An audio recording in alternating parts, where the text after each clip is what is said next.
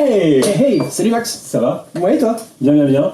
On fait FISA parce qu'on a 2000 trucs. Ouais, on a quand même pas mal de choses pour cette journée. Petit coup de cœur. Ouais. Alors bon, comme très souvent, les jeux de pli, j'adore ça. Et là, le dernier en date, ce qu'on avait testé à Vichy, j'ai essayé de le voler à Gigamic, mais ils ont pas voulu. Ils m'ont grillé. Du coup, j'ai pu n'y rejouer que là. Très bien. Des cartes avec des numéros, une histoire de pli à gagner. Encore une fois. Là où c'est malin, alors le test du marshmallow, c'est réussir. En fait, c'est à des gamins. On leur présente un chamallow. On présente un chamallow. Tu lui dis, tu peux le manger tout de suite. Mais si tu veux attendre un petit peu, t'en auras 2. Oh, voilà. Les gamins, c'est impossible, ils ont beaucoup trop de mal.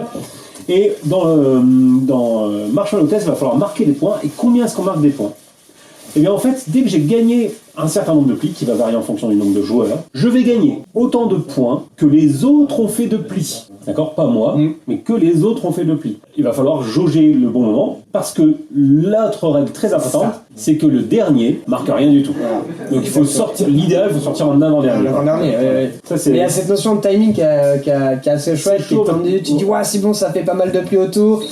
Qu'est-ce que je fais? Je sors, je reste. Parce qu'à un moment donné, tu forces les autres à scorer, à prendre des plis, mais à un moment donné, il faut bien que tu réussisses à récupérer la main. Alors il y a quand même un petit système d'atouts et tout qui marche très bien, mais c'est hyper fin, c'est fin. Ouais. Bah, hyper fin, c'est fin. C'est accessible. C'est accessible et c'est super addictif. Je vais passer des soirées. Et encore une fois, un nouveau jeu de pli cette année. Ouais. Et encore, ça fait le taf, quoi. Encore c'est ça qu'on se dit à chaque fois. Ils arrivent à chaque fois à trouver un petit truc. Donc voilà. Après Jekyll et Hyde. Excellent Jekyll et Hyde. Shaman. Et des petits vrais faux chamallows à l'intérieur. Des petits pour scorer les points, c'est mou, ça délasse. Enfin, voilà. Donc deux bons petits jeux de Gigamic que tu nous as présentés la semaine dernière avec Chili Dice. C'est vrai. Et là cette semaine avec Marshmallow Test. Donc voilà. Et toi, pote? Moi j'ai joué, ça vient de revenir aussi. Ça faisait longtemps qu'on la attendait. Oui. Under Falling Sky. Je suis pas du tout habitué à jouer solo. Ouais. Moi le jeu de société c'est avec les copains, on passe du bon temps. Exactement. Et Olive m'en avait pas mal parlé, je l'ai récupéré et je l'ai essayé à la maison. Et effectivement, c'est super bien. Ouais, je crois que je suis à une partie quasiment tous les soirs en ce moment. Okay. Quand j'ai un petit peu de temps, mais toujours est-il que oui. Très rapidement, on va défendre une ville, à la manière un petit peu d'un Space Invaders, on va avoir des vaisseaux qui vont descendre en fonction de certaines colonnes, et l'idée ça va être d'arriver à marquer un certain nombre de points. Et il y a un système très malin de gestion de dés en fait, on va avoir 5 dés, 3 dés gris et 2 dés blancs. Le twist aussi c'est que quand je pose un dé blanc, j'ai le droit de relancer les dés, donc voilà, il y a à quel moment je vais utiliser je dois relancer les dés, je dois relancer les dés, c'est pas je peux, c'est je dois relancer les dés. Par exemple, je dois poser un seul dé sur une colonne, je peux pas avoir plusieurs dés, sauf les robots. Bon. Ce qui est bien, c'est que c'est très évolutif aussi en termes de difficulté, on va vraiment pouvoir adapter la difficulté par rapport à ce que l'on aime et tout ça. En plus de ça, il y a une campagne à l'intérieur qui est rejouable parce qu'il y a plein de combinaisons différentes. C'est vrai, moi j'ai commencé le premier niveau et c'est très chouette. Okay. Donc voilà, donc si vous aimez les jeux solo ou même si vous voulez découvrir les jeux solo, il marque un plus sur la boîte là. Ouais, parce que je pense que c'est pareil, c'est partie de ces jeux. Ouais, pour y réfléchir. Moi je l'ai vu comme ouais, voilà, exactement. Moi je l'ai ressenti comme ça. Très bonne sensation de jeu, entre 20 et 30 minutes la partie. Okay, Under Falling Sky. Cool. Très chouette. Avec du bon matos, c'est la boîte. Ça marche. Donc voilà. Très bien. On parle de l'avalanche de nouveautés. Ouais, on se retrouve tout de suite pour les nouveautés nouvelles. Donc, news, je commence. Allez, vas-y Max. Pas mal de choses cette semaine. Du pirate, du narratif, de la flotte, du bateau. Un jeu excellent qu'on avait testé déjà en anglais. Voilà. Il y a une application aussi nécessaire. Il y a qu'est-ce qu'il y a dedans? Il y a des objectifs communs. Il y a des objectifs perso, donc on tire un petit peu la couette chacun de notre côté quand même. Des trésors à trouver, du très narratif, du temps réel aussi. Il y a des actions à prendre, choisir à quel endroit on va à tel moment, etc. C'est excellent, c'est des heures et des heures de jeu. C'est vraiment très cool. C'est de 3 à 7 joueurs, 2 à 4 heures la partie, donc c'est quand même du long, mais ça t'emmène vraiment très loin. Ouais, mais il y a ce côté narratif qui est prenant en fait, il y a vraiment un côté prenant. Pour ceux qui connaissent Play at Game, c'est ce qu'on fait Histoire de Peluche, donc on va retrouver... C'est pas le même auteur. Hein. Non, alors c'est pas le même auteur, mais c'est le même éditeur, donc du coup on va retrouver des similitudes, la qualité, le bouquin. Plus petit, Oklahoma, narratif, le troisième de la petite gamme de cartes Aventura qui était sorti cet été de Blam. Cette fois-ci, on est au Far West, 1854, et on part sur les traces de Bass Reeves. Si vous avez aimé les deux autres, voilà, le troisième vient d'arriver.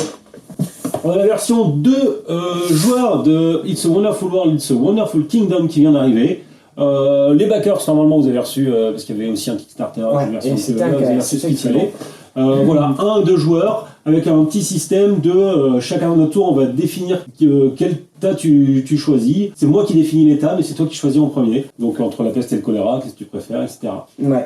Voilà, on n'a pas encore testé. Enfin, moi je vais on l'a pas encore testé. On l'avait pas mal vu. On l'avait présenté à Vichy et c'est vrai qu'on avait quand même pas mal aimé It's a Wonderful World. Ouais. À voir ce que va apporter cette version de joueurs. Voilà.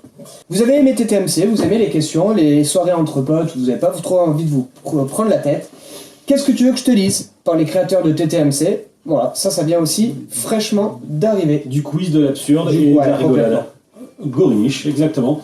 Un jeu coop de 3 à 7 joueurs dans lequel on va faire de la programmation. Une petite histoire de Tower Defense. En fait, on va guider notre dragon pour qu'il défende le château et la princesse. Le trésor et la princesse. C'est cool. Moi, j'aime bien. Et voilà. Ça a l'air cool. Yes. On l'a pas testé non plus encore, mais non. Très vite. On continue avec du gros, de l'attendu quand même. Ça faisait quand même un paquet de temps que truc. Oltré, le dernier jeu d'Antoine Boza et de Johan Krumpf, illustré par mon illustrateur préféré, Vincent Dutré. Ouais. Coopératif, narratif, vous allez incarner des patrouilleurs, d'accord. Et le but du jeu, ça va être un peu de défendre la cité. Attention, il y a des chroniques, il va se passer pas mal de choses, rejouables. Et familial. Hein. Oui, celui-ci familial. On n'est pas sur autant Forgotten Waters, c'est déjà plutôt joueur, mais voilà. Donc avec un matos de dingue, pareil, la boîte elle pèse son truc. Donc voilà. Oltré, ça vient tout juste d'arriver. Ouais. Le carton de Noël d'après l'Eldy Cavern, copyright. Etc. Ah ouais. Ça va être pas vu pas pris. Enfin.